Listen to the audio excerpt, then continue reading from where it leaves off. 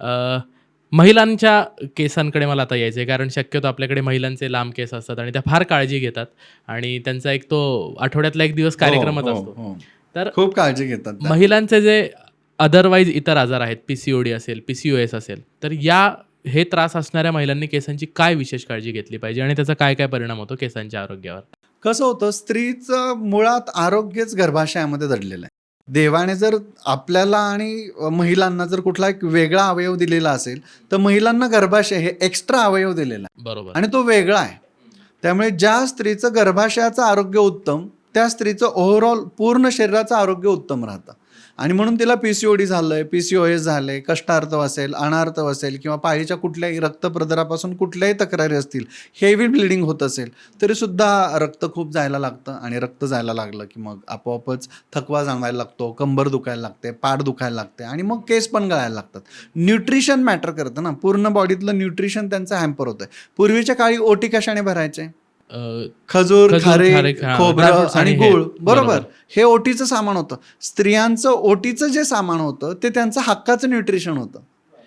ते त्यांच्या गर्भाशयाचं न्यूट्रिशन आहे. प्रत्येक स्त्रीने जर खारीक, खोबरं, गूळ, खजूर, मनुके या गोष्टी रोज खायला सुरुवात केल्या तर त्यांचं केस गळणंही थांबतं आणि पाळीच्या तक्रारी दूर होतात. कंबरदुखी, पाठदुखी मागे लागत नाही आणि म्हणून त्याच्याकडे जास्त फोकस केला पाहिजे. आपल्या कल्चरमधलं आयुर्वेद आहे. कल्चर आता ती ओटी भरण्याची जागा सुद्धा रिटर्न गिफ्ट प्लास्टिकच्या डब्याने घेतली. आणि प्रेग्नंट महिलांनी केसांची काय वेगळी विशेष काळजी घेतली जेव्हा पाहिजे? प्रेग्नन्सी असते त्यावेळी 10 ते 12 किलो वजन वाढतं ऑलमोस्ट. त्याच्यात 2 ते 2.5 किलो बेबी वेट असतं. त्या बेबी वेटमध्ये पण बोन क्रिएट होण्यासाठी सगळ्यात जास्त कॅल्शियम ते बेबी मातेच्या आहार रसातून खेचून घेत असतं. बरं. त्यामुळे स्त्रीला कॅल्शियम लॉस सुरू होतो आणि त्याच्यामुळे तिचे केस गळायला लागतात. कारण मी मगाशीच म्हटलं होतं की हाडांपासून केसांची निर्मिती होते असं आयुर्वेद शास्त्र सांगतं आणि मग त्या हाडांना बळकटी मिळतच नाही. बरोबर. आणि म्हणून प्रेग्नन्सी काळामध्ये स्त्रियांनी विशेष कॅल्शियमचे सप्लिमेंट घेतले पाहिजेत किंवा मग आत्ता जे सांगितलेले बघा, आपल्याकडे पूर्वी त्या बाळंतीण स्त्रियांना सुद्धा डिंकाचे लाडू वगैरे दिले जायचे, बरोबर. हळीवाचे लाडू खायला दिले जायचे. त्याच्या पाठीमागचंही शास्त्र हेच होतं. खारीक, खजूर भेटायला येताना लोक 1-1 किलो घेऊन यायचे करेक्ट. की आपण आता बाळंतिणीला भेटायला चाललेलो आहोत.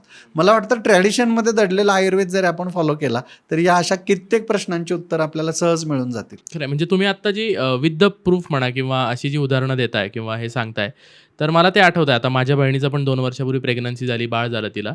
तर डॉक्टरांनी काही स्पेसिफिक काळजी घ्यायला सांगितली होती, की तुम्ही हे खाऊ नका, हळीवाचे लाडू जरा कमी खा, त्याने उष्णता वाढते, हे वाढते, ते वाढते. म्हणजे मॉडर्न सायन्सनी आपल्याला पुढे नेलंय नक्की की मागे नेलंय हे कळायला काय आजकाल मार्ग राहिलेला नाहीये. सर आत्ताच सुरू झालंय. 250 वर्षाचं वय आहे त्या शास्त्राचं. रांगतंय, आपलंच बाळ आहे ते, रांगतंय थोडंसं.